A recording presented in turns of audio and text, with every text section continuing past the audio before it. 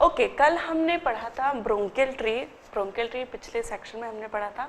उसमें मैंने आपको बताया था कि जो टर्मिनल ब्रोंक्यूल्स होती हैं वो रेस्पिरेटरी ब्रोंक्यूल्स बनाती हैं। अभी फिर से मैं आपको यहाँ डिवाइड करके बताऊंगी।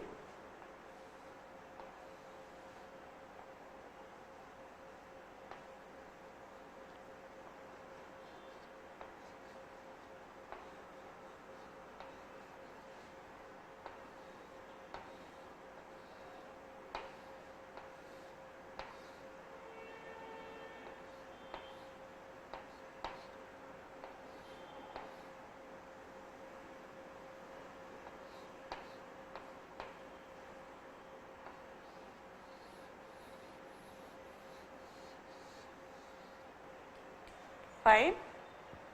सो ये है terminal bronchiole, terminal bronchiole, and ये है रेस्पिरेटरी ब्रोंक्यूल। मैंने आपको बताया था कि रेस्पिरेटरी ब्रोंक्यूल्स जो रहती हैं वो आगे जाके एल्वियोलर डक्ट में कन्वर्ट होती हैं। ठीक है, एल्वियोलर डक्ट। और ये जो एल्वियोलर डक्ट रहती हैं ये फर्दर एल्वियोलाइज को जो है ब्रांचेस बनाती हैं उसकी।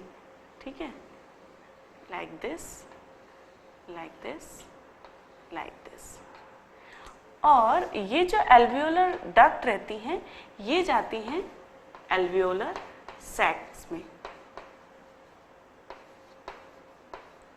और ये छोटे छोटे जो हैं इसको स्मॉल ब्रांचेस जिसको हम कहते हैं एल्वियोलाई। ये एल्वियोलाई जो है वो एक यूनिट है लंग्स की जहां पर एक्सचेंज होता है गैसेस का। ठीक है, फाइन। तो ये है एल्वियोलाइज। जब एल्वियोलर सैक को यदि हम देखें, एक स्मॉल एल्वियोलर सैक को यदि देखा जाए तो वो ऐसे दिखेंगे जैसे कि ग्रैप्स रहते हैं। ग्रैप्स डिफरेंट ब्रांचेस में रहते हैं, वैसे ही हमें जो है एल्वियोलाइज दिखेंगे, है ना। तो एल्वियोलर डक्ट्स में रहते हैं एल्वियोलर सैक्स। ठीक है, और एल्वियोलर सैक्स जो रहते हैं उसमें नॉन सीलिएटेड क्यूबाइडल एपिथेलियम जो है वो लाइनिंग रहती है। और ये जो एल्वियोलर सैक्स रहते हैं इनको डिफरेंट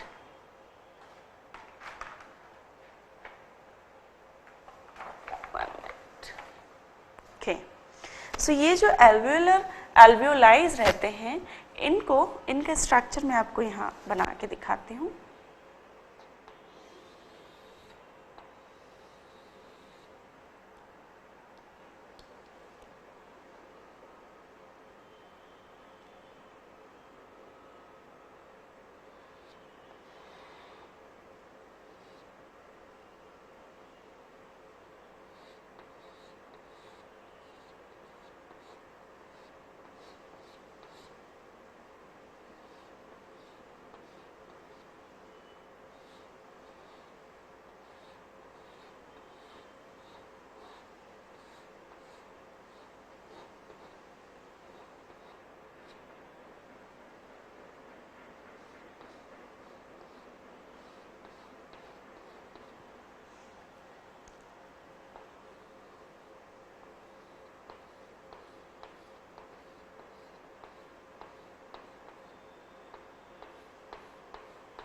ये जो है ये एल्वियोलाई मैं आपको बता रही हूँ जिसमें कि पल्मोनरी आर्टरी और पल्मोनरी वेन सप्लाई करते हैं, और इनकी बहुत ही small branches, they are very very thin, ये जिन्हें कि कहा जाता है कैपिलरीज। ठीक है, तो ये है pulmonary vein, pulmonary vein, and ये है पल्मोनरी आर्टरी। और ये जो होती हैं ये होती हैं कैपिलरीज। ठीक है। तो जो ब्लू कैपिलरीज दिख रही हैं वो वेन्स हैं, वेन्यूल्स हैं, और ये जो रेड दिख रही हैं दे आर वेरी आर्ट्रियोल्स हैं, they are very small branches of arteries. और ये जो ब्रांचेस हैं इनका बहुत इंपॉर्टेंट वर्क है, क्योंकि जब एल्वियोलाई में गैसेस एक्सचेंज होती हैं तो जब ऑक्सीजन ब्लड में जाता है तो वो ब्लड पल्मोनरी आर्टरी ले जाती है हार्ट में, और जबकि पल्मोनरी वेन्स जो हैं ये लेके आती हैं डीऑक्सीजनेटेड ब्लड, जिसमें कि ऑक्सीजन बहुत कम रहता है, और ये एल्वियोलाई में लाती है जो कि ऑक्सीजनेटेड होके और पल्मोनरी आर्टरी में चला जाता है। तो दिस इज द एल्वियोलाई का ये स्ट्रक्चर है, ठीक है। तो इन दिस वे लंग का इंटरनल स्ट्रक्चर रहता है, ठीक है। Terminal bronchial, respiratory bronchial, alveolar ducts जो कि एल्वियोलर सैक्स बनाती हैं, एल्वियोलर सैक्स में रहती हैं और एल्वियोलाइज को जो है ये बनाती हैं, ठीक है। सो ये एल्वियोलाई का स्ट्रक्चर है, ठीक है। तो ये इंटरनली जो है वो एकदम स्पॉन्जी सॉफ्ट रहते हैं लंग्स, क्योंकि बहुत सारे ये जो एल्वियोलाई हैं, ये जो एल्वियोलर सैक्स हैं, ये अनगिनत रहते हैं, और उसके कारण एक स्पॉन्जी लुक आता है लंग्स का। और स्पॉन्जी वो they are very lighter in compare to their structure, मतलब वो जितने बड़े दिखते हैं उनका वेट उसके कंपैरिजन में बहुत कम है, क्योंकि ये एल्वियोलाइज में गैसेस रहती हैं, ठीक है। एक और बात मैं बताना चाहूँगी यहाँ पे कि ये जो एल्वियोलाई रहते हैं इन पे एक लाइनिंग रहती है एक फैटी सब्सटेंस की, जिसे हम कहते हैं लेसिथिन, ठीक है। अब उस लेसिथिन का क्या काम है?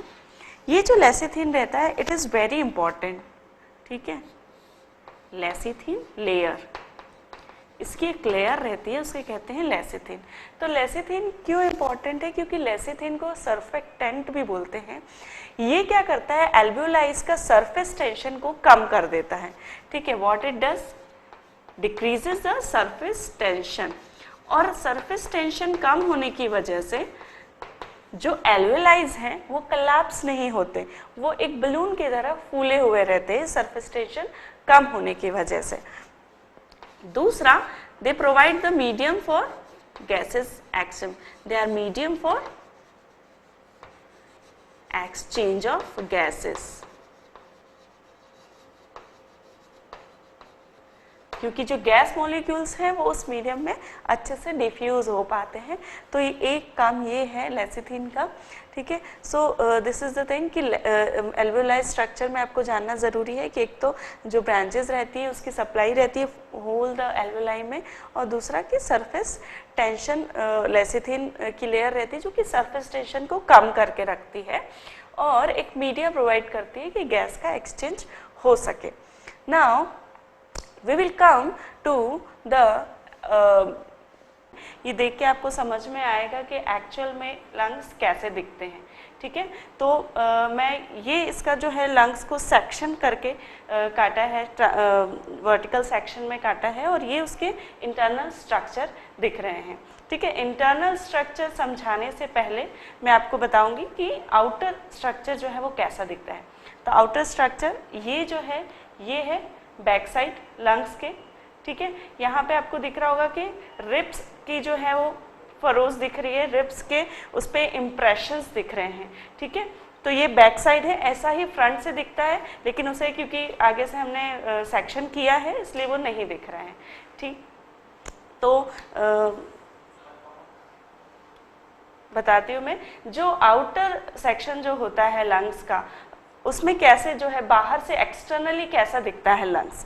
तो एक्सटर्नली जो है वो पिंकिश ग्रे कलर दिखता है, ठीक है। और जब बच्चे रहते हैं, बेबी रहते हैं, छोटे रहते हैं बच्चे, तो उनमें जो है लंग्स पिंक कलर के रहते हैं, धीरे धीरे ये ग्रे कलर के होते जाते हैं और एज के साथ ये ब्लैक कलर के हो जाते हैं। जो लोग ज़्यादा सिगरेट स्मोकिंग करते हैं या फिर ज़्यादा पॉल्यूटेंट में रहते हैं वहाँ पर ये जो लंग्स हैं ये जल्दी ब्लैक कलर के होते हैं, ठीक है। अब मैं आपको बताऊंगी जैसे आउटर जो है एक्सटर्नली क्या होता है कि मैंने आपको बताया था कि एक्सटर्नली जो है वो लोब्स में दिखते हैं, उसमें फरोज होती हैं, तो और उसके कारण जो है वो उस ग्रूव्स के कारण हमें लंग्स दिखते हैं लोब्स में बटे हुए। ठीक है, ये हमारा राइट है लंग और ये लेफ्ट लंग है।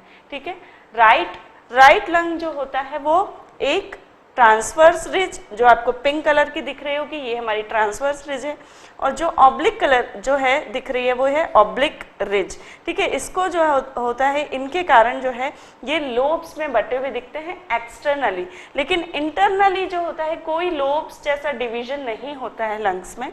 ये लेफ्ट लंग है और इसमें सिर्फ एक ऑब्लिक रिज होती है, और उस ऑब्लिक रिज के कारण लेफ्ट लंग जो है वो लेफ्ट सुपीरियर और लेफ्ट इंफीरियर दो लोब्स में बटा हुआ रहता है।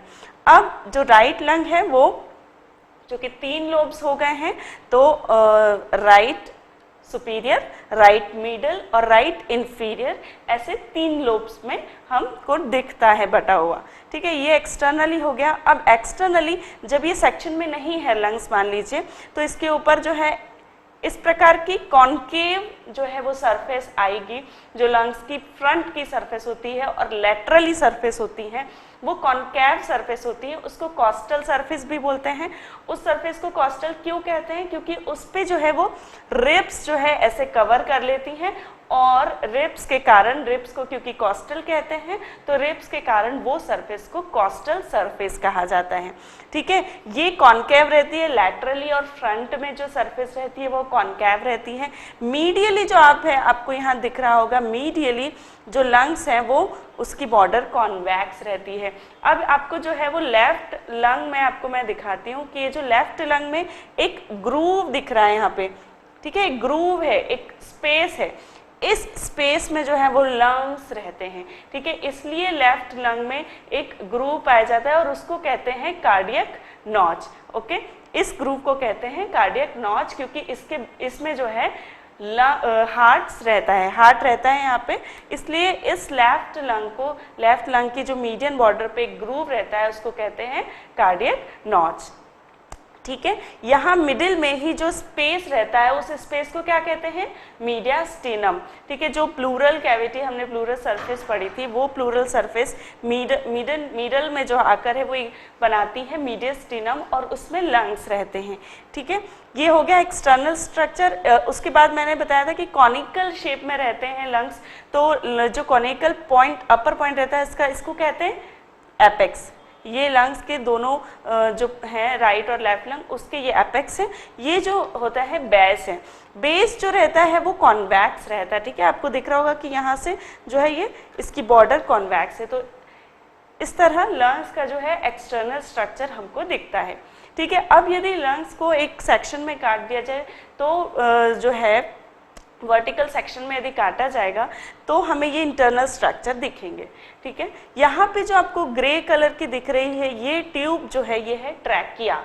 ठीक है, ट्रैकिया नीचे जाकर जो है मिडिल ऑफ चेस्ट में 2 इसके डिवीजन होते हैं, और ये जो डिवीजन होते हैं ये कहलाते हैं मेजर ब्रोंकस।